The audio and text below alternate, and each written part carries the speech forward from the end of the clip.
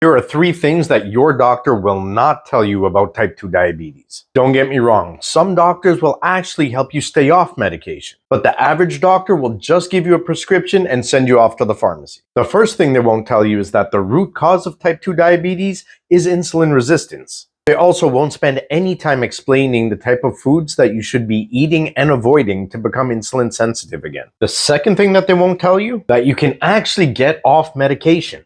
You are most likely to hear, come back in 3 months so I can increase your dosage or change your medication. The average doctor will tell you that once you're diabetic for life. It's a chronic progressive disease, and you just have to live with it. But it really isn't.